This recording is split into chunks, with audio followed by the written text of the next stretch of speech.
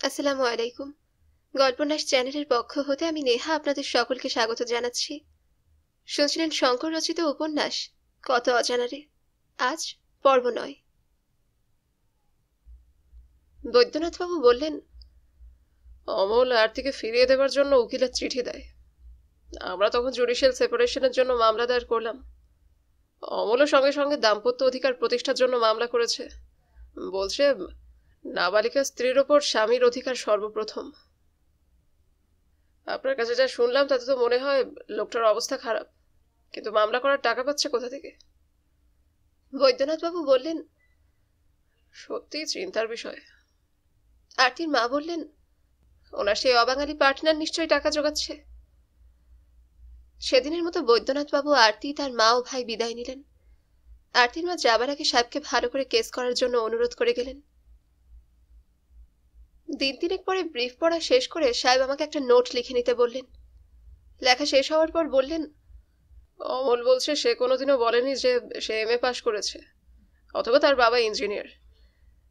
কেসটা বেশ মজার। আমরা বলছি অমল একটা ঠক, শাশুড়ির পয়সা বের করার জন্য আরতির ওপর দৈহিক অত্যাচার করছে। ওরা বলছে আরতির মা প্রায় জামাইয়ের কাছ থেকে টাকা চাইতেন, টাকা দিতে না পারায় মেয়েকে আটকে রেখেছেন, সুতরাং আরতিকে ফেরত দেওয়া হোক। আমি বললাম, লোকটা শয়তানি বুদ্ধি খুব। যেদিন মামলা আরম্ভ হলো সেদিন সকালে কোর্টে গিয়েছিলাম। বেশ সাজগোজ করে আরতি এসেছে। ফিকে নীল রঙের ঢাকাই শাড়ি পরেছে, পানে ঠোঁট দুটো লাল হয়ে রয়েছে। একসঙ্গে এত লোকজন দেখে সে কেঁদে ফেললে। ঘোমটা দিয়ে তার মা পাশে বসে ইষ্টনাম জপ করছেন। চন্দ্রশেখর সামনে ঘোরাঘুরি করছিল। আমাকে দেখে জিজ্ঞাসা করলেন, জজ সাহেব কখন আসবেন? আমি বললাম, সময় হয়ে গিয়েছে, এখনই আসবেন। চন্দ্রশেখর কোকড়া চুল সুদর্শন একজন লোককে দেখিয়ে বললে, ওই হচ্ছে অমল। আমাদের দেখেই অমল একটু দূরে সরে গেল। এদিকে কোর্ট ঘরেও অনেক লোক জমা হয়েছে, কিন্তু জজ সাহেব তাদের হতাশ করলেন। দর্শকদের ঘর থেকে বেরিয়ে যেতে নির্দেশ দিলেন। নিতান্ত অনিচ্ছা সহকারে সকলকে বাইরে চলে যেতে হলো। মামলা আরম্ভ হলো। বসে বসে শুনতে ইচ্ছা হচ্ছিল, কিন্তু উপায় নেই। বার লাইব্রেরি থেকে কতগুলো বই চেম্বারে নিয়ে যেতে হবে, তাছাড়া টাইপেরও কাজ রয়েছে। লাইব্রেরিতে বই আনতে গিয়ে ছোকাদার সঙ্গে দেখা হয়ে গেল। তিনি ডেকে বললেন, এই যে স্যার, এত হন্তদন্ত হয়ে যাচ্ছ কোথায়? মিত্তিরের কোর্টে তোমাদের ওই বাইজির মামলাটা শুনতে গেলাম, তা বার করে দিলে। বাইজি কোথায় পেলেন? আমি জিজ্ঞাসা করলাম। আরতি বাই না ওরকম একটা কি নাম শুনলাম। হারুবাবু বিড়ি টানছিলেন। তিনি বললেন, ছোকরা আছে ভালো, সব লাগতাই কেস। শালা আমার সাহেবের খালি আরবিট্রেশন ম্যাটার, একটু রসকস নেই। তা যা হোক, তোমার আরতি বাইয়ের ফ্যাক্টটা পরে বলো কিন্তু। টিফিনের সময় সাহেব চেম্বারে লাঞ্চ করতে এলেন। বেশ রেগে রয়েছেন মনে হলো। মোহনচাঁদ কোর্টে ছিল। সে বললে, বাবু, কোর্টে আমাদের এক সাক্ষীকে অন্য পক্ষের ব্যারিস্টার এমন জেরা করেছেন, সে ফেন্ট হয়ে পড়ে গেল। ব্যাপারটা খেতে খেতে সাহেব বললেন, নিজের ব্যারিস্টারকে সমস্ত খুলে না বললে এই হয়। মামা সাক্ষ্য দিয়েছিলেন যে বিশেষ বিবাহ আইনে আরতির বিয়ে হয়, কিন্তু আসলে তার আগে হিন্দু মতে আরও একটা বিয়ে হয়েছিল তার। সে কথা আরতির মা কিংবা বৈদ্যনাথবাবু কেউই বলেননি।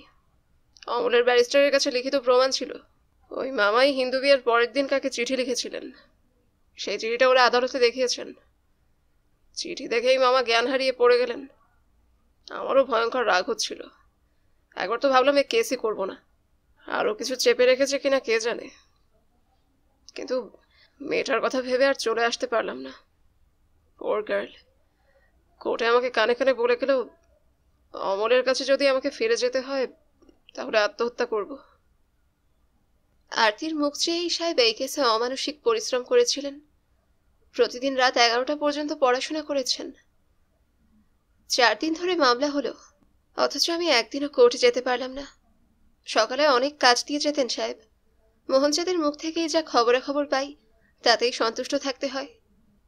মোহনচাঁদ বলতো, এই কেসে সাহেব বাঘের মতো লড়াই করছেন। বলতে বলতে মাঝে মাঝে তিনিও রেগে উঠেছেন। 3 ঘন্টা ধরে অমলকে জেরা করেছেন। কদিন তাকে একবারও হাসতে দেখিনি। কেসের কোনো কথাও আমাকে বলেননি। শুধু একবার বলেছিলেন, মেয়েটাকে বাঁচাতে হবে। শেষ পর্যন্ত মামলায় সাহেবেরই জয় হলো। জাস্টিস মিটার অমল রায়ের কেস ডিসমিস করলেন। তিনি বললেন, স্ত্রী যেখানে দৈহিক নির্যাতনের আশঙ্কা করে সেখানে আদালত তাকে ফিরে যেতে বলতে পারেন না। রায় বেরোবার পরদিন বিকেলে আরতি তার মাকে নিয়ে ক্লাবে সাহেবের সঙ্গে দেখা করতে এলেন। আজও খুব সাজগোজ করেছিল আরতি। তার মা বললেন, নে সাহেবের পায়ের ধুলো নে, ওনার জন্যই তো এ যাত্রায় রক্ষা পেলি। সাহেব বললেন, নমস্কার করতে হবে না, আমি এমনিই আশীর্বাদ করেছি। আর কিন্তু কেঁদো না, এখন আর কেউ তোমাকে নিয়ে যেতে পারবে না। আরতির মা বললেন, আমাদের বাড়িতে আপনাকে একদিন খেয়ে যেতে হবে। নিশ্চয়ই যাব, বেঙ্গলি নেমন্তন্ন খাবার সুযোগ আমি কখনোই ছাড়ি না। সাহেবের সঙ্গে আমিও আরতিদের বাড়িতে যাবার নিমন্ত্রণ পেয়েছিলাম। গাড়ি করে শনিবারের এক সন্ধ্যায় একডালিয়া রোডের দিকে আমরা যাচ্ছিলাম। সাহেব বললেন, শঙ্কর, উকিল ব্যারিস্টারের হৃদয় অনুভূতিপ্রবণ হওয়া উচিত নয়। আজকের নিমন্ত্রণে যেতে মোটেই আনন্দ পাচ্ছি না। জেতাটা যেন হার হয়ে গিয়েছে। এ যেন শ্রাদ্ধের নিমন্ত্রণ। একডালিয়া রোডের বাড়িতে আমরা যখন পৌঁছলাম তখন সন্ধ্যা 8টা। একটু পরেই আমরা খেতে বসলাম। টেবিল চেয়ারে খাবারের আয়োজন দেখে সাহেব বললেন, টেবিল চেয়ারের প্রয়োজন ছিল না, আমি আসনে বসতে পারতাম। সবই বাঙালি খাবার, ভাত, ডাল, তরকারি, মাছ। সাহেব কাঁটা চামচ দিয়ে খাচ্ছেন, আমরা অবশ্য হাত চালাচ্ছি। কাঁটা চামচ চালানো বন্ধ রেখে সাহেব মাঝে মাঝে আমাদের খাওয়া দেখছেন। তারপর বললেন, স্ট্রেঞ্জ, তোমরা এক হাতে এত তাড়াতাড়ি খাও কি করে, আর আমরা দু হাত লাগিয়েও মাছের কাঁটা বাছতে পারি না। বাঁধাকপির তরকারিটা সামান্য জিভে ঠেকিয়ে দেখলেন ঝাল কিনা, তারপর সানন্দে খেতে লাগলেন। মাঝে মাঝে আমাকে বলেন, টেবিল ম্যানারে ভুল হলে বলে দিও। কোমরে আঁচল জড়িয়ে আরতি পরিবেশন করছে, সে সাহেবকে বললে, লিটল মোর। আর একটুও না, এতেই বেশি খাওয়া হয়ে গিয়েছে। আমি বললাম, আমাদের মা বোনদের এই নিয়ম, খেতে না পারলেও জোর করে খাওয়াবে। খাওয়া শেষ হলে রুমালে মুখ মুছতে মুছতে সাহেব আমাকে বললেন, তোমাকে আরেকবার দোভাষীর কাজ করতে হবে। দেয়ালে টাঙানো উত্তরা ও অভিমন্যুর ছবির দিকে সাহেব তাকিয়েছিলেন। তারপরে আরতির মাকে বললেন, আমি সত্যি দুঃখিত, এমন সুন্দরী টুকটুকে মেয়ে স্বামী সুখে বঞ্চিত হলো, ভাবতেই কষ্ট লাগে।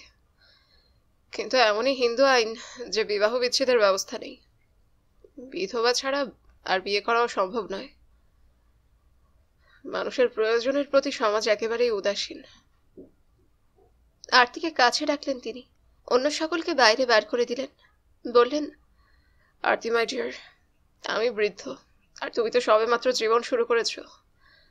তুমি আশা ছেড়ো না, সামনের দিকে চেয়ে থাকো। হিন্দু সমাজেও আলোড়ন আসবে, সেদিন হয়তো আমি বেঁচে থাকবো না, কিন্তু এমন দিন আসবেই যখন তুমি আর মুখ শুকিয়ে দাঁড়িয়ে থাকবে না, মনের মতো বরের সঙ্গে আবার ঘর সংসার করবে। সেদিন কিন্তু এই বুড়োটাকে ভুলো না। আরতি কোনো কথা বললে না, মুখ অন্যদিকে ফিরিয়ে রেখে ধীরে ধীরে সেই ঘরের বারান্দায় এসে দাঁড়ালো। তারপর আকাশের অগণিত তারার দিকে সে উদাসভাবে তাকিয়ে রইল। আরতি রায়কে সেই আমার শেষ দেখা। কে জানে, কলকাতার দক্ষিণ প্রান্তে একডালিয়া রোডের সেই শ্রীহীন দোতলা বাড়িটায় মেয়েটা হয়তো আজও প্রতি সন্ধ্যায় অধীর প্রতীক্ষায় আকাশের দিকে তাকিয়ে থাকে। আর দিন গুনে কবে নতুন আইন পাশ হবে। ওল্ড পোস্ট অফিসের স্ট্রিটে আমার যেসব মামলা দেখবার সুযোগ হয়েছিল তাদের প্রায় কোনোটাই বিখ্যাত বিচার কাহিনী রূপে খবরের কাগজের হেডলাইনে স্থান পাবার যোগ্যতা অর্জন করেনি। কিন্তু বিখ্যাত মামলা ছাড়াও অনেকে ওল্ড পোস্ট অফিসের স্ট্রিটে নীরবে পদার্পণ করে নিঃশব্দে বিদায় নেয়। তারা আমার কাছে কম মূল্যবান নয়, এবং তারাই আজও আমার মনের মধ্যে ভিড় করে রয়েছে। তেমনই একজনের কথা এখন বলবো। আরতি রায়ের পর বছরখানেকের মধ্যে মনে রাখার মতো এই একটি লোককেই দেখেছিলাম। বছর কয়েক আগে হাইকোর্টের কাছে যাদের যাতায়াত ছিল তাদের অনেকেই তাকে দেখে থাকবেন। ঠিক একটার সময় প্রায় ওল্ড পোস্ট অফিস স্ট্রিটে রিকশার ঠুনঠুন আওয়াজ হয়। লাঠির ওপর দুই হাতে ভর দিয়ে সেই রিকশায় একজন বিমর্ষ মুখ আরোহী বসে থাকে। পরনে ছেঁড়া প্যান্ট, ছেঁড়া শার্ট, পায়ে শতছিন্ন কেটস জুতো। কোনো বাড়ির সামনে রিকশা থামিয়ে সাহেবটি ভেতরে ঢুকে যান, বেরিয়ে এসে আবার রিকশায় চড়েন। একটু এগিয়ে অন্য এক আপিসের সামনে তিনি আবার নেমে পড়েন। আবার কখনো কখনো যুগলে আবির্ভাব হয়। যেমন বুড়ো সাহেব তেমনি বুড়ি মেম। মেমের গায়ের রং নিকশ কালো, স্কার্টটা কতদিন যে ধোপার বাড়ি যায়নি ভগবান জানেন। কাছে গেলেই বোটকা গন্ধে দেহ ঘুলিয়ে ওঠে। পায়ে মোজা নেই, হাঁটু পর্যন্ত ধুলো কাদাতে বোঝাই। হাতে ভ্যানিটি ব্যাগের বদলে চটের রেশন থলি। মেম সাহেবকে দেখে সবাই মুচকি হেসে পালাবার চেষ্টা করে। শুধু টেম্পল চেম্বারের সিঁড়ির নিচের পানওয়ালা বিশ্বনাথ গলা পরিষ্কার করে বলে, गुड मॉर्निंग मेम साहब, गुड मॉर्निंग। लाट साहब के साथ गवर्नमेंट हाउस में आपको जो खाना था। রাগে ও অপমানে কাংস বিনিন্দিত কণ্ঠে মেম সাহেব পানওয়ালার ঊর্ধ্ব ও অধস্তন 7 পুরুষের উদ্দেশ্যে সুমিষ্ট সম্ভাষণ বর্ষণ করতে থাকেন। मेम साहब कसूर माफ कीजिए, आपके वास्ते खुद लाट साहब एक सिगरेट भेजा है। পানওয়ালা একটা সিগারেট বের করে নাড়তে থাকে। এবার মেম সাহেবের ক্রোধাগ্নিতে শান্তি জল পড়ল। একরকম ছুটে গিয়েই পানওয়ালার হাত থেকে সিগারেট ছিনিয়ে নিয়ে সামনের গ্যাস পোস্টে ব্যথা দড়ির আগুনে সেটা ধরিয়ে নেন। মেম সাহেবের সামনে পড়লেই মুশকিল। আপনাকে হাতছানি দিয়ে ডাকবেন, একটু আড়ালে নিয়ে এসে চুপি চুপি বলবেন, বাবু can you spare four annas. আপনি যদি চুপ করে থাকেন তখন বলবেন, all right, 2 annas will do. এই বুড়ি একদিন লাঠি ভর করে কাঁপতে কাঁপতে সাহেবের চেম্বারে এলেন। সঙ্গে সাহেবের অনেক দিনের পরিচিত attorney mister Jacob. Mister Jacob সাহেবকে বললেন, আমার নতুন মক্কেল মিস্টার জেমস গোল্ড। ছেঁড়া শার্টের বোতামটা লাগাতে লাগাতে মিস্টার গোল্ড বললেন, আমি একটু প্রাইভেটে কথা বলতে চাই। নিশ্চয়ই নিশ্চয়ই। আমি ঘর থেকে বেরিয়ে এলাম। মিনিট 20 ধরে তিনজনের কথাবার্তা চলল। মিস্টার জেকবের প্রতিবাদে গোল্ড একবার চড়া গলায় বললেন, না না। এমন সময় সাহেব আমাকে ভেতরে ডাকলেন। আমাদের কথাবার্তা শেষ হয়ে গিয়েছে, তুমি মিস্টার গোল্ডের ঠিকানাটা লিখে নাও। আমার ঠিকানায় চিঠি লিখলেই চলবে। মিস্টার জেকব বললেন, আমি মক্কেলের ঠিকানা সর্বদাই রাখি, যদি হঠাৎ কিছু। সাহেব উত্তর দিলেন। মিস্টার গোল্ড একটু ইতস্তত করে বললেন, ওই তো লিখে নিন, স্যালভেশন হোম। ঠিকানা লিখে নিলাম। গোল্ড খাতাটার দিকে চেয়ে রইলেন। বললেন, অনেক দিনের পুরনো খাতা। অ্যাড্রেস বুক যত পুরনো হয় ততই তার আভিজাত্য। আমি ইন্ডিয়াতে আসা থেকে এই খাতাই ব্যবহার করছি। হ্যাঁ, গোল্ড বললেন। খাতাটা দেখেই চিনেছি। আমরা অবাক। আপনি এই খাতা দেখেছেন আগে? না, বাজে কথা থাক। গোল্ড বললেন। No no mister Gold, that sounds interesting. সাহেব বললেন, আমাকে চিনতে পারছেন না? ঠিক ঠিক মনে করতে পারছি না। সাহেব লজ্জিতভাবে বললেন, আপনার খাতাটা দিন। গোল্ড আমার হাত থেকে খাতাটা নিয়ে নিলেন। মিনিট 5 যে অক্ষরের মধ্যে খুঁজতেই বেরোলো। এই যে দেখুন। খাতাটা তিনি সাহেবের দিকে এগিয়ে দিলেন। James Frederick Gold, the Saharanpur, United province. মনে পড়েছে, এবার মনে পড়েছে। সাহেব বলে উঠলেন, অনেকদিন আগেকার কথা, কিন্তু একদম চেনা যায় না। আমি অবশ্য প্রথমেই পেরেছি। গোল্ড ম্লান হাসল। মিস্টার জেকব বললেন, আমরা দিন কয়েক পরে আবার আসবো। ফি কত মোহর লাগবে জানিয়ে দেবেন। ওরা দুজনেই চলে গেলেন। আমি অবুঝের মতো সাহেবের দিকে তাকিয়ে রইলাম। এই অ্যাংলো ইন্ডিয়ান ভদ্রলোককে আগে আপনি চিনতেন? Anglo Indian? কেন মিস্টার গোল্ড? সাহেব গম্ভীর মুখে বললেন, জেমস গোল্ডের শিরায় 100% ইংরেজ রক্ত। কিন্তু ওর বউ তো মিশকালো, যিনি টেম্পল চেম্বারের তলায় মাঝে মাঝে ভিক্ষা করেন। জেমস গোল্ডের বউ? আগে যখন জানতাম গোল্ড তখন অকৃতদার, আর আজও আমাকে বলে গেল সে সংসারে একা। গোল্ডকে কয়েক সপ্তাহ ধরে রিকশায় চড়ে এপাড়া ওপাড়া যাতায়াত করতে দেখছি। টাকা থেকেও মানুষ যে পথের ভিখারি হতে পারে তার এমন দৃষ্টান্ত আগে দেখিনি। সাহেব বলতে লাগলেন, 15 বছর আগের কথা। সাহারানপুর জেলা কোর্টে এক বড় মামলায় আমি ব্রিফ পেয়েছিলাম। এখানকার অ্যাটর্নি বলে দিয়েছিলেন থাকবার কোনো অসুবিধা হবে না, মক্কেলের বিরাট বাড়ি আছে। আমার মক্কেল জেমস গোল্ড স্টেশনে এসেছিলেন, সঙ্গে বিরাট অস্টিন গাড়ি। গোল্ডের বাড়ির সামনে যখন গাড়ি থামলো আমি অবাক। বাড়ি বলা চলে না, প্রাসাদ। গোল্ডের সম্পত্তি সংক্রান্ত মামলা করতে এসেছি। তিনি প্রথমেই বলে দিলেন, এ বাড়ি আপনার নিজের মতো মনে করে থাকবেন। সংসারের খুঁটিনাটি আমি বুঝি না, চাকর বাকরদের হুকুম করলেই সব পেয়ে যাবেন। দামি আসবাবপত্রের প্রতিটা ঘর বোঝাই, হাতির দাঁতের কাজ, বিখ্যাত চিত্রকরদের পেন্টিং, এসবের সংগ্রহ বিলেতের অনেক লর্ড পরিবারকেও লজ্জা দিতে পারে। দিন পাঁচেক ছিলাম সাহারানপুরে। প্রতিদিন বিকেলে গোল্ডের ফিটন গাড়িতে কাছাকাছি কয়েকটা গ্রামের মধ্যে বেরিয়ে এসেছিলাম। বিশাল ডাইনিং হলে মাত্র আমরা দুটো প্রাণী। খাওয়ার সময় গোল্ড গল্প করতেন, শুধুই মামলার গল্প। মামলা ছাড়া যেন কিছুই জানতেন না। উনি বলেছিলেন, আমার কাকার সঙ্গে মামলা করেছি, বোনের সঙ্গে এখনো কেস চলছে, একবার 3 কাজিনের বিরুদ্ধে ডিগ্রি পেয়েছি। নিজে উকিল না হলেও আইনের কিছু জানতে তার বাকি নেই। মাছ ধরা, ছবি আঁকা, গল্ফ খেলার মতো মামলা করাও গোল্ডের নেশা। কথা প্রসঙ্গে জিজ্ঞাসা করেছিলাম, বাড়িটা কতদিনের পুরনো? সবকিছু অনেক যত্নে সাজানো। এ বাড়িতে আমি বছর কয়েক রয়েছি। এক বুড়ির কাছ থেকে কিনেছিলাম। এক জায়গায় বেশি দিন থাকতে আমার ভালো লাগে না। বছরখানেক পরে হয়তো অন্য কোথাও বাড়ি কিনে চলে যাব, কিছুই ঠিক নেই। আরও জানলাম তার সংসার বন্ধন নেই। অলস অবসরে মদ্যপান এবং উশৃঙ্খলতা ভরা জীবন। মামলা ছাড়া আর কিছুই করেন না।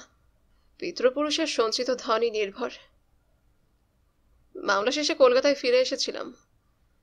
তারপরে এই 15 বছর গোল্ডের আর কোনো খবর রাখিনি। আবার আজ দেখা। কঙ্কালসার বৃদ্ধ গোল্ডকে তুমিও তো দেখলে। সে আজ পথের ভিখারি। কিন্তু কেন? আমি জিজ্ঞাসা করলাম। কিছুদিন আগে কোনো গোপন কারণে গোল্ডের বিরুদ্ধে এক পরোয়ানা বার হয়। জীবনে বহু কুকর্মের অংশীদার গোল্ড নিখোঁজ হলেন, কিন্তু সরকার ছাড়লেন না। ফেরারদের বিরুদ্ধে শাস্তিমূলক ব্যবস্থা নেবার বহু উপায় তাদের আছে। গোল্ডের মাথায় বজ্রাঘাত। তার সমস্ত সম্পত্তি এখন সরকারি হেফাজতে। এমনকি ব্যাংকের 3 লাখ টাকাও তারা ফ্রিজ করেছেন। গোল্ডের চেকের আজ কোনো মূল্য নেই। লক্ষপতি জেমস গোল্ড কপর্দক শূন্য হয়ে সালভেশন হোমে দিন কাটাচ্ছেন। অ্যাটর্নি জেকব এসেছিলেন পরামর্শ নিতে, সমস্ত সম্পত্তি বাজেয়াপ্ত করা আইনসঙ্গত হয়েছে কিনা। গোল্ড এলেন কয়েকদিন পরে। লিফট থেকে ঘর পর্যন্ত আসতেই ধুকছেন। শতচ্ছিন্ন হাফ শার্টের তলার অংশটা দিয়ে নিজের মুখ মুছলেন।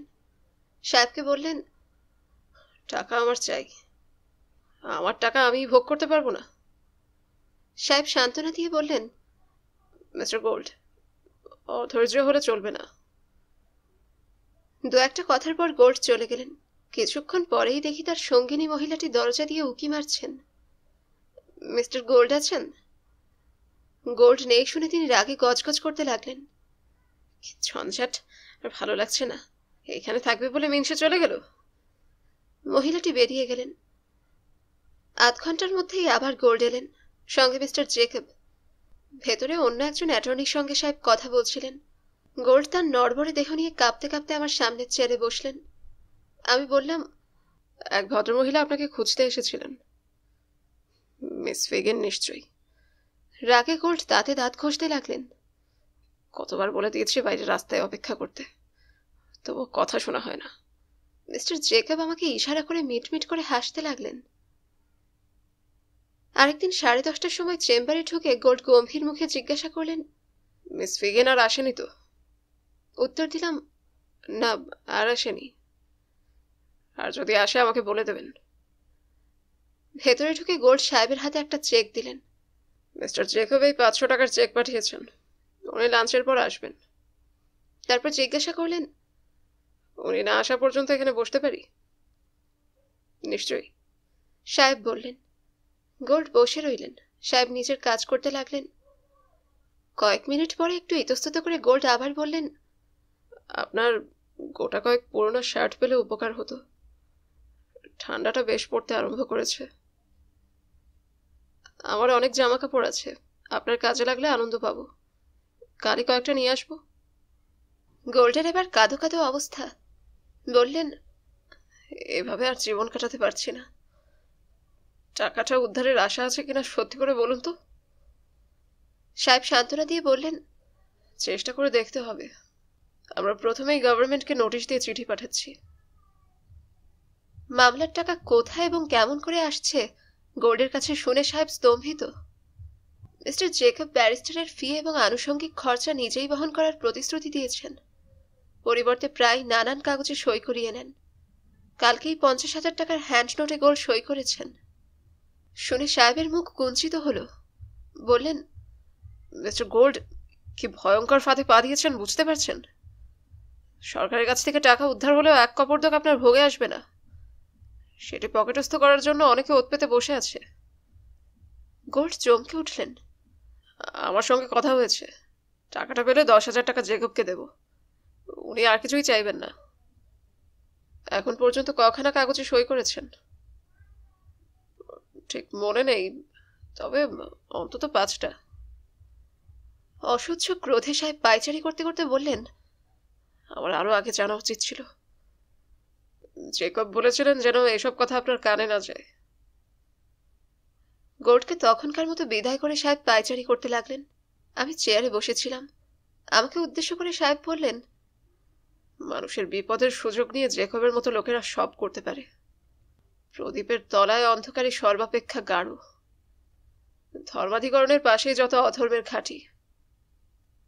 সাহেব অস্থির হয়ে উঠলেন। একটু পরে বললেন, গোল্ডের কেসে ফি নেব না, অন্য অ্যাটর্নির ব্যবস্থা করছি আমি। যথাসময়ে জেকবকে সাহেব জানিয়ে দিলেন তার কারচুপি ধরা পড়ে গিয়েছে এবং এই অন্যায় তিনি বরদাস্ত করবেন না। জেকব ক্ষিপ্ত হয়ে উঠলেন। আপনি ফি নিয়ে কাজ করবেন, মক্কেলের সাথে আমি কি করছি না করছি তাতে আপনার মাথা গলানোর কি প্রয়োজন? সাহেব উত্তর দিলেন, মিস্টার জেকব, এই বয়সে আমি অন্যায়ের নীরব দর্শকের ভূমিকা গ্রহণ করে সন্তুষ্ট থাকতেও রাজি নই। জেকব দম্বার পাত্র নয়। তার কর্তব্য সম্বন্ধে অন্য কারো অযাচিত উপদেশ শুনতে তিনি যে মোটেই আগ্রহান্বিত নন তা সাহেবকে তিনি জানিয়ে দিলেন। জেকবের তেজ অবশ্য বেশিক্ষণ রইল না। যখন তিনি শুনলেন যে প্রয়োজন হলে সাহেব সমস্ত বিষয়টা হাইকোর্টের গোচরে আনবেন, তখন নরম হয়ে পড়লেন। দিন কয়েক পরে গোল্ডের সই করা কাগজগুলো নিয়ে জেকব চেম্বারে এলেন। কাগজগুলো পুড়িয়ে দেওয়া হলো। পোড়া কাগজের ছাইয়ের দিকে কিছুক্ষণ বাঁকা চোখে তাকিয়ে থেকে জেকব দ্রুত বেগে বেরিয়ে গেলেন। গোল্ড বেশ কিছুক্ষণ সাহেবের দিকে নীরবে চেয়ে রইলেন। আপনার ঋণ কখনো শোধ করতে পারবো মনে হয় না। সাহেব উত্তর দিলেন, যতক্ষণ না টাকা উদ্ধার করতে পারছি ততক্ষণ আপনার কিছু উপকারই হলো না, সুতরাং কৃতজ্ঞতার প্রশ্নই ওঠে না। কতদিন সময় লাগতে পারে? গোল্ড আবার জিজ্ঞাসা করলেন। বেশি দিন লাগবে না, সাহেব প্রবোধ দিলেন। কয়েকদিন পরেই গোল্ড আবার এসেছেন। লাঠির উপর ভর দিয়ে জীর্ণ দেহটা কোনো রকমে টেনে এনে বেঞ্চিতে বসে হাঁপাতে লাগলেন।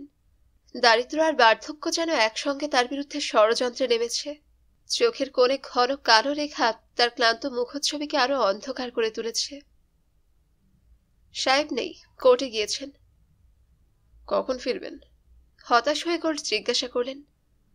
4টের আগে নয়, আমি বললাম। দেয়ালের রাগে থাকে থাকে সাজানো ল রিপোর্টগুলোর দিকে গোল্ড উদাস নয়নে চেয়ে রইলেন। সাহেবের কাছে শুনেছি এসব ল রিপোর্টের মধ্যে গোল্ড বংশের অনেক কাহিনী লুকিয়ে আছে। গোল্ডরা বহুকাল ধরে মামলা করে আসছে। 1 শতাব্দী আগের মুরশ ইন্ডিয়ান রিপোর্টারেও গোল্ডের অন্তত গোটা 5 মামলার সন্ধান পাওয়া যাবে। গোল্ড কখনো আমাদের সঙ্গে বিশেষ কথা বলতেন না। নেটিভদের সঙ্গে সম্পর্ক সম্বন্ধে তিনি অতিমাত্রায় সচেতন এবং আমাদের কাছে আত্মাভিমান প্রকাশের সামান্য সুযোগও তিনি নষ্ট করতেন না। কিছু জানবার থাকলে সোজা সাহেবের কাছে চলে যান, আমাদের দিকে ফিরেও তাকান না। সাহেব না থাকায় বোধ করি সেদিন আমার সঙ্গে 2-4টে কথা বললেন। অ্যাটর্নি পাড়ার সঙ্গে আমাদের অনেক দিনের পরিচয়। গোল্ড তাচ্ছিল্যের সঙ্গে বলে যাচ্ছিলেন। ব্যারিস্টারদের পেছনে লাখ লাখ টাকা খরচ করেছি আমরা। বাবু, তুমি আর কিছুই বুঝবে না। তোমার সাহেবকে জিজ্ঞাসা করো আমার কেসের জন্য কতবার আইন পাল্টিয়েছে। তারপর মুখ বিকৃত করে বললেন, বিশ্বাস হচ্ছে না বুঝি? জাস্টিস আমির আলীর জাজমেন্টের কপি এখনো আছে আমার কাছে।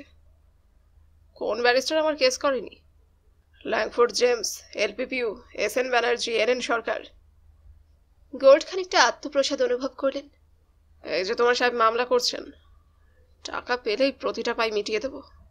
এইসব তোমার সাহেব বুঝবেন, তোমাকে বলে লাভ নেই। আমি এখন উঠি। কয়েকদিন পরে নতুন অ্যাটর্নি জানালেন মামলা ছাড়া কোনো গত্যন্তর নেই। সরকার বাজেয়াপ্ত টাকা প্রত্যর্পণ করতে অস্বীকার করেছেন। গোল্ডের আফসোসের শেষ নেই। এতগুলো টাকা, 3 লাখ টাকা ব্যাংকে, অথচ একটা পয়সা নেই। উত্তেজনায় দেহটা থরথর করে কাঁপতে থাকে। ধিক্কারে সমস্ত মুখ বিকৃত হয়ে ওঠে। গোল্ডের নতুন অ্যাটর্নি হিসেবে মিস্টার লাহাকে সাহেব ঠিক করেছিলেন। তিনি কেস ফাইল করলেন, কিন্তু গোল্ডের আর দেখা নেই। দিন দশেকের মধ্যে টেম্পল চেম্বারে এলেন না, আমাদেরও মনে ছিল না। তারপর হঠাৎ একদিন দেখি দরজার কোণ থেকে মিস ফিগিন উঁকি মারছেন, হাতে একটা ময়লার রেশন ব্যাগ। মিস ফিগিনকে সাহেবের কাছে নিয়ে গেলাম। তিনি জিজ্ঞাসা করলেন, গোল্ডের কি খবর? এ পাড়ায় একদম আসছে না। আপনারা জানেন না? না তো, কি হয়েছে? মিস ফিগিন বললেন, প্যারাটাইফয়েডে হাসপাতালে পড়ে আছেন। কাল জ্বর প্রায় ছেড়ে গিয়েছে। বুড়োর শখটা কম নয়, আপেল আর বেদানা খাবার ইচ্ছে হয়েছে, কিন্তু আমি কোথায় পাবো ওসব জিনিস বলুন? মিস ফিগিনের হাতে 5টা টাকা দিয়ে সাহেব বলে দিলেন, উনি যেন খুব সাবধানে থাকেন। কেস সম্বন্ধে কিছু জানতে চাইলে বলবেন, কাজ এগোচ্ছে। আমি কেন চাই বুড়োর জন্য ঘুরে মরি? আমার কি দায়? গজগজ করতে করতে মিস ফিগিন চলে গেলেন। কিছুক্ষণ চুপ করে থেকে সাহেব বললেন, বেচারার জন্য দুঃখ হয়। এ কেস কতদিন চলবে ঠিক নেই। বুড়ো গোল্ড এ টাকাটা দেখে যেতে পারবে বলে আশা হয় না। আমার মুখের দিকে তাকিয়ে তিনি আরো বললেন, এক এক সময় মনে হয় যেন গোল্ড বংশের সম্পদ অভিশপ্ত।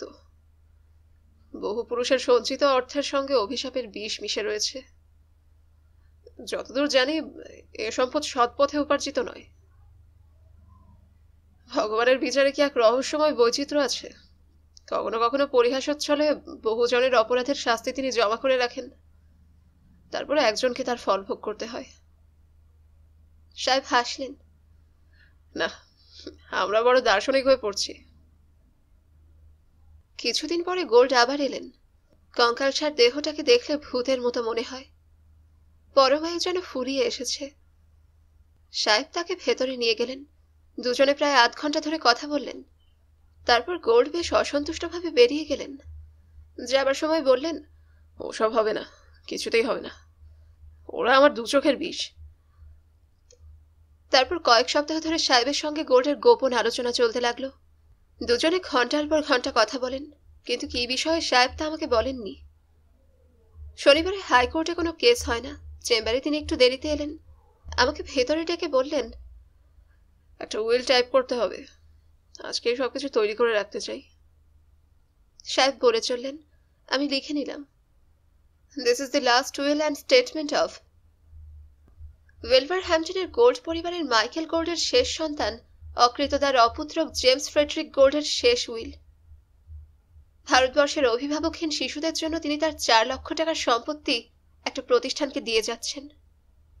শুনে আমি চমকে উঠলাম, হাত পা কেঁপে গেল। তার মুখের দিকে তাকাতে সাহেব রহস্যময়ভাবে হাসলেন। বললেন, বহু কষ্টে রাজি করিয়েছি। গোল্ডের জীবদ্দশায় এ মামলায় নিষ্পত্তি হওয়ার কোনো সম্ভাবনা নেই, কিন্তু তার মৃত্যুর পর টাকাটা সৎ কার্যে ব্যয়িত হলে গোল্ডের অভিশপ্ত আত্মা কিছুটা শান্তি পাবে। মোটা নীল কাগজে কম্পিত হাতে জেমস গোল্ড সই করলেন। সই করতে বিশেষ ইচ্ছা হচ্ছিল না, কেননা উইলটা খামে পুরে সাহেবের দিকে এগিয়ে দিয়ে তিনি জিজ্ঞাসা করলেন, টাকা পাবার কি মোটেই আশা নেই? টাকা রয়েছে, অথচ আমার কষ্ট। অসুস্থ দেহে রোজ লাঠিতে ভর করে গোল্ড চেম্বারে আসতেন। দিন দিন ক্ষীণবল দেহে এত দূরে আসার প্রয়োজন নেই, তবু তিনি আসেন। ধুকতে ধুকতে বেঞ্চিতে বসতে বসতে আমার দিকে তাকিয়ে বলেন, গুড মর্নিং। নিজের গল্প শুরু করেন আজকাল, পুরনো দিনের গল্প। কল্পনার পাখা উড়িয়ে সেই অতীতে ফিরে যাবার চেষ্টা করেন, যখন কেউ ভাবতে পারত না গোল্ড বংশের এক সন্তান বিত্তহীন অবহেলিত হয়ে কলকাতার পথে পথে ঘুরে বেড়াবে। জানো বাবু, রবার্ট ক্লাইভ উইলিয়াম গোল্ডের ওপর কিরকম নির্ভর করতেন?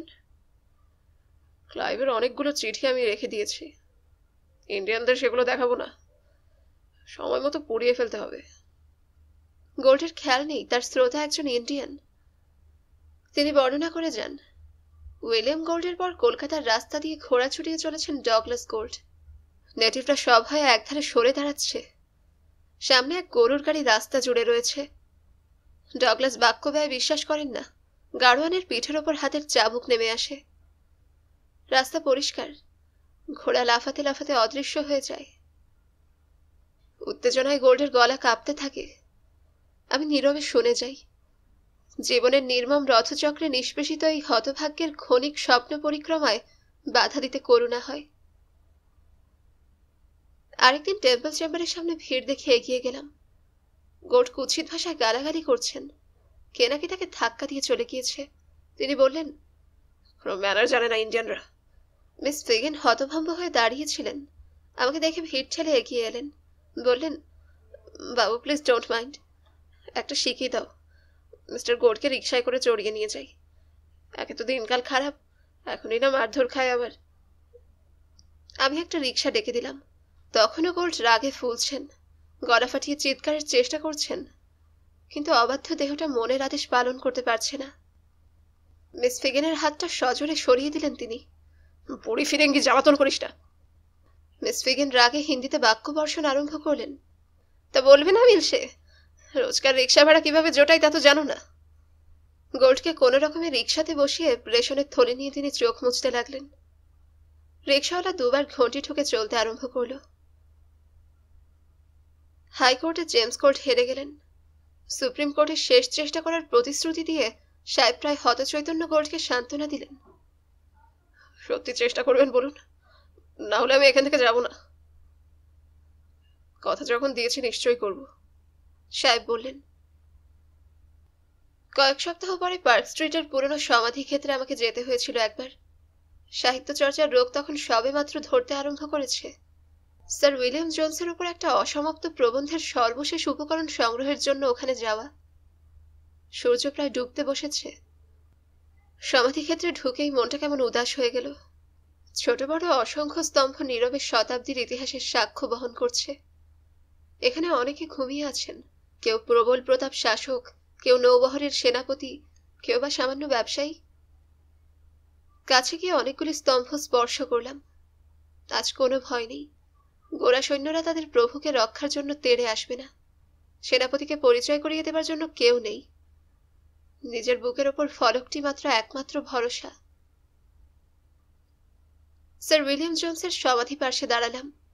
তেকোনা বিরাট সৌধ, আকৃতিতে অনেকটা পিরামিডের মতো। বহু শাস্ত্রজ্ঞ স্যার উইলিয়াম এশিয়াটিক সোসাইটির প্রতিষ্ঠাতা। সেই কবরখানার মধ্যে আমার থেকে একটু দূরেই গোল্ডকে দাঁড়িয়ে থাকতে দেখে আমি আশ্চর্য হয়ে গেলাম। এখানে এই বুড়ো কি করছে? কয়েকটা সমাধি পেরিয়ে তার দিকে এগিয়ে যেতেই বুড়ো আমার দিকে কটমট করে তাকালেন। তারপর রাগত স্বরে জিজ্ঞাসা করলেন, তুমি এখানে কেন? কেন তুমি এখানে এসেছো? বুড়োর অসৌজন্যে আমার মাথাটা গরম হয়ে উঠল। বেশ রেগেই উত্তর দিলাম, তার কৈফিয়ত আপনাকে দেবার ইচ্ছা আমার নেই। লোকটার সঙ্গে কথা বলতেও আমার ঘৃণা বোধ হচ্ছিল। গোল্ডকে পেছনে ফেলে রেখে আমি চলে আসলাম। গোল্ড তখন আমাকে ডাকছেন, বাবু, বাবু একবার শুনে যাও। সে আহ্বানে কান্না দিয়ে আমি চলে যাচ্ছিলাম। তখন তিনি নিজেই আমার দিকে ছুটে এলেন। বাবু, কিছু মনে করো না, আমারই দোষ হয়েছে। তুমি এখানে এসে ভালোই করেছো। এসো, সবার সঙ্গে পরিচয় করিয়ে দিই। কার সঙ্গে পরিচয় করাবেন? এখানে তো অন্য কাউকে দেখতে পাচ্ছি না। গোল্ড হাসলেন। এসো, তারা শুয়ে আছেন। ঝোপঝাড় ভেঙে আমরা প্রধান গেটের কাছে এলাম। রাস্তা পেরিয়ে অন্য এক সমাধি ক্ষেত্রে আঙুল দিয়ে গোল্ড একটা সৌধ দেখালেন। অনেক পুরনো, অযত্নে মলিন হয়ে রয়েছে। বড় ফলকটা অনেক কষ্ট করে পড়লাম। Here lies in perfect peace William Robert Gould, one of the most devoted and gallant officers of the Honourable Company. East India কোম্পানির অন্যতম কর্মচারী, নির্ভীক যোদ্ধা, স্ত্রী পুত্রের প্রতি পরম স্নেহশীল উইলিয়াম রবার্ট গোল্ড 1 শতাব্দীর নিদ্রা সম্পন্ন করে আরেক শতাব্দীর নিদ্রায় মগ্ন। 1730 সালে উইলভারহ্যাম্পটনে জন্ম, 20 বছর বয়সে ভারতবর্ষে আগমন। পাশে আরেকটা ফলক, এলিজাবেথ গোল্ড। মর্তজগতে উইলিয়ামের শয্যা সঙ্গিনী, পতিগত প্রাণা স্নেহশীলা জননী এলিজাবেথ স্বামী অপেক্ষা 10 বছরের কনিষ্ঠা। কিন্তু পরম করুণাময় জগৎপিতা উইলিয়ামের পূর্বেই তাকে ডেকে পাঠালেন। গোল্ড ইশারায় আরো কয়েকটা ফলক দেখালেন, ডগলাস, ডেভিড, চার্লস। উইলভারহ্যাম্পটনের গোল্ডদের বংশধারা সে যুগের কলকাতার স্যাঁতস্যাঁতে আবহাওয়া এবং মহামারীর মধ্যে অব্যাহত গতিতে চলেছে বুঝতে পারলাম। সে ধারা 1 শতাব্দী অতিক্রম করে আরেক শতাব্দীতে পড়েছে। গম্বুজওয়ালা সমাধিটিতে আরো অনেকে রয়েছে, Napier Gold, Cynthia Gold, Richard Gold, revenue বোর্ডের অন্যতম সদস্য হেরাল্ড গোল্ড, হার ম্যাজেস্টির সৈন্যবাহিনীর সুযোগ্য কর্নেল স্টুয়ার্ট গোল্ড। অবাক হয়ে এই পরিবারের শতাব্দীর ইতিহাস লক্ষ্য করছিলাম। গোল্ডের সঙ্গে কথা বলতে যাচ্ছিলাম, তাড়াতাড়ি কাছে এগিয়ে এসে ঠোঁটে আঙুল দিয়ে সন্তর্পণে বললেন, খুব আস্তে, ওদের ঘুমের ব্যাঘাত হবে। শেষ হলো আজকের পর্ব। আপনাদের যদি আমার গল্প পাঠ ভালো লাগে তবে অবশ্যই লাইক করবেন, কমেন্ট করবেন এবং বেশি বেশি শেয়ার করবেন। যারা গল্পনেশ চ্যানেলটিকে সাবস্ক্রাইব করেছেন তাদেরকে অসংখ্য ধন্যবাদ, এবং যারা করেননি তাদের কাছে অনুরোধ রইল চ্যানেলটিকে সাবস্ক্রাইব করে ফেলুন। পাশে থাকা বেল আইকনটিও ক্লিক করে রাখবেন, এতে করে আমি কোনো নতুন গল্প বা উপন্যাস আপলোড করলেই আপনারা তা নোটিফিকেশন পাবেন। সকলে সুস্থ থাকবেন এবং আমাদের পাশে থাকবেন এই কামনায় আজকের মতো এখান থেকেই বিদায় নিচ্ছি।